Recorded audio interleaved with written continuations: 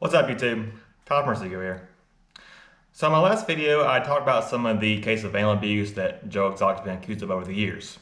If you missed that video, I have it linked down in the description below. Make sure to check it out if you haven't. But as kind of a follow-up to that, today I'm going to be going over America's overall issue of captive tigers and some of the general animal abuse that occurs because of that. Before I get started, however, if you're new to this channel, let me first welcome you.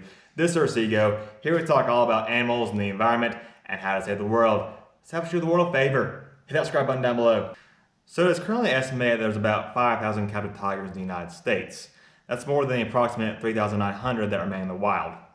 However, it is hard to get an exact number of how many tigers there are held in captivity in America, because there's not one government agency that monitors and tracks where all the tigers are, who owns them, and where they're sold and traded. A vast majority of these captive tigers are privately owned and living in people's backyards, roadside attractions, and private breeding facilities.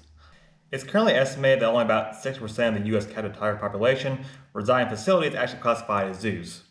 Many of these private tiger owners aren't properly trained to care for the wild animals, making the animals highly vulnerable to mistreatment.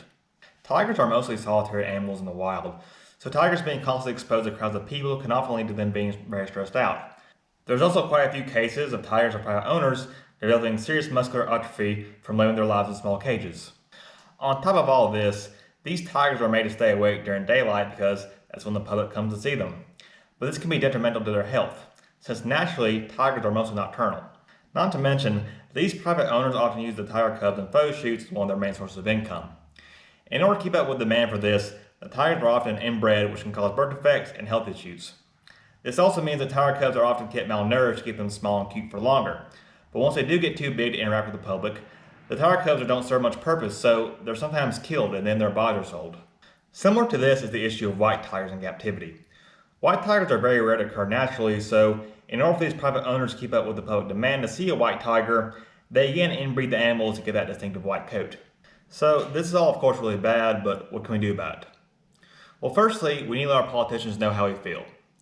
A really big step in the right direction will be Congress passing the Big Cat Public Safety Act.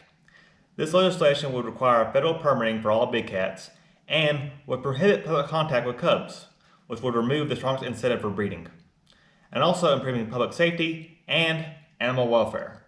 The Big Cat Public Safety Act was approved by the House yesterday, but it still needs to be approved by the Senate to go into effect.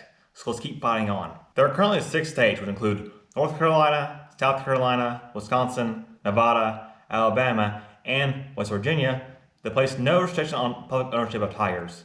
So let's let our governors know we want to see more done about this. The second thing you can do is don't support privately owned tiger attractions like the one that Joe Exotic had. Educate others on what's going on so they won't support their businesses either.